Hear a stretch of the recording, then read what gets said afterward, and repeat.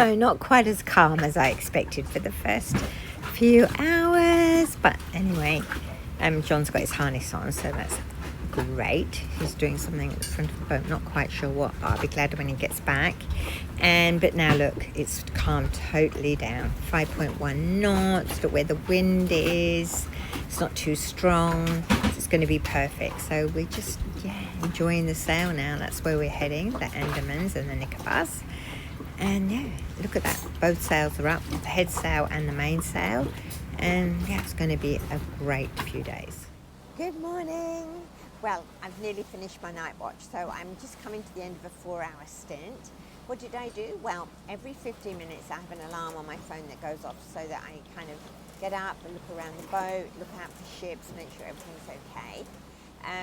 That it's on autopilot, so I don't have to steer. And I just check for the wind and all that kind of thing. And then in between that, I watched 2 episodes of Emily in Paris. I listened to The Archers. I'm rereading my book Where Butterflies Wander, because I love it. It's a really good book. I try not to eat because it's really tempting, but we've run out of chocolate, so that's a good thing.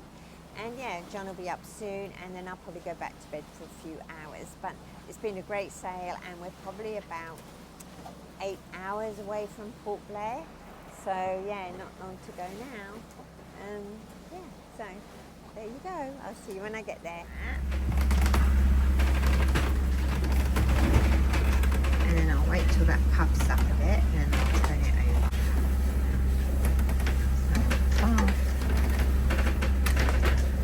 It's time to go.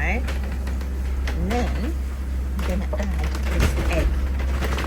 It'll be interesting to see what happens. Oopsie.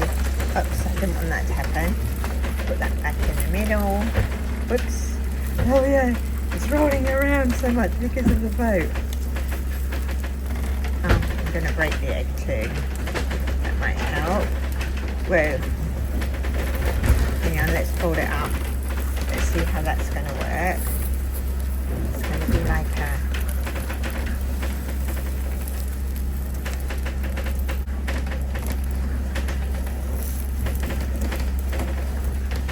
It's starting to cook now. Flip it again. Oh, look at that.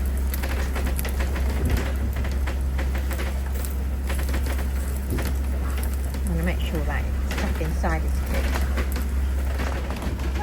It's all right, isn't it? Yeah, okay, it's good. Here we go. Okay.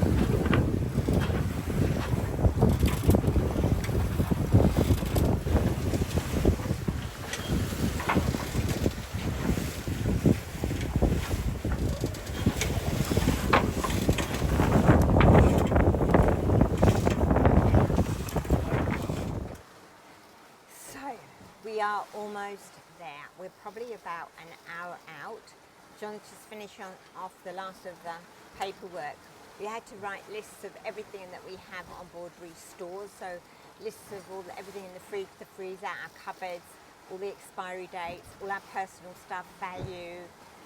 It was so many. I think there's about 90 odd sheets, maybe even more than that, paperwork, all the copies that we have to give to get clearance. And we've raised the flag, the Indian flag, and the yellow quarantine flag.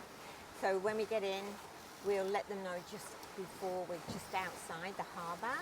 They'll tell us to go somewhere, and then we have to wait for customs to come on board, immigration, all kinds of different people. So we're going to have lots of visitors.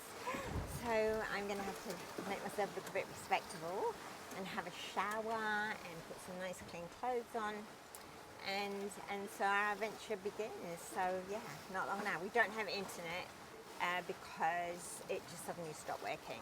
So we don't think we're going to have Starlink while we're on the island, but we'll see. Well, we've arrived. We're outside at the moment, the harbour. So we've let them know we're here, and now we're just waiting for clearance to enter the harbour. So, but I've washed my hair, I put on a clean t-shirt, and yeah, it'll be interesting to see how long we're out here for. So far we've been out here probably a while. When we came in, it was amazing. There were so many like military ships around. But I think there's ferries coming in and out, and anyway, we'll see how long we're here for. I'm actually having a beer because I've got 3 left that I need to drink, because I'm only allowed to take in 2 litres of alcohol, and that's 1 bottle of champagne and a bottle of gin.